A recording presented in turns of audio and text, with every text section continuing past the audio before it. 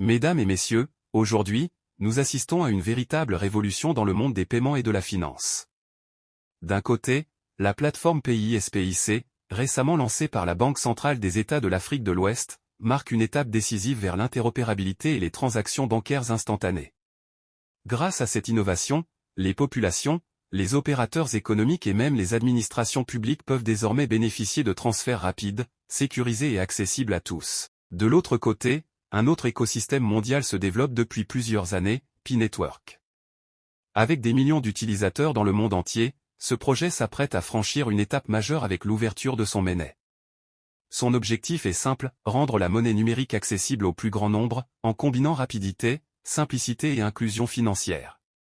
Ces deux initiatives, bien que différentes, se rejoignent par leur ambition commune, faciliter les paiements, renforcer l'inclusion financière et moderniser nos économies. PIS-PIC garantit les règlements instantanés en monnaie fiduciaire, sous la supervision directe de la Banque centrale.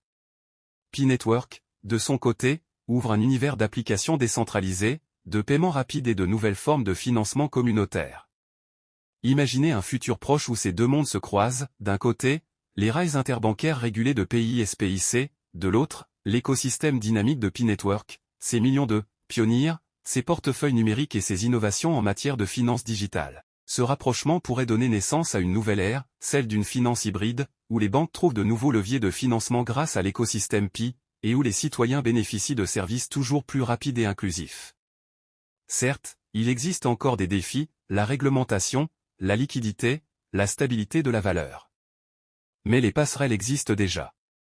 Les on-off-ramps, comme les partenariats avec Banxa, permettent la conversion entre monnaie traditionnelle et la crypto-Pi. Demain, ces mécanismes pourraient s'interfacer directement avec PIS-PIC, rendant possible un continuum entre paiement bancaire et paiement blockchain.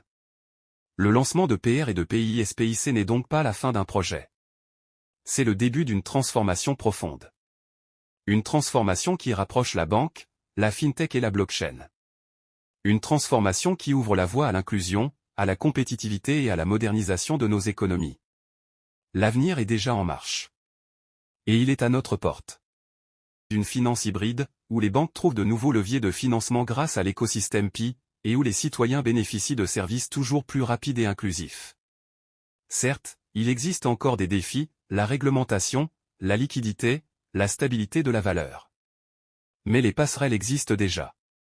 Les on-off-ramps, comme les partenariats avec Banxa, permettent la conversion entre monnaie traditionnelle et la crypto-Pi. Demain, ces mécanismes pourraient s'interfacer directement avec PIS-PIC, rendant possible un continuum entre paiement bancaire et paiement blockchain. Le lancement de PR et de PIS-PIC n'est donc pas la fin d'un projet. C'est le début d'une transformation profonde.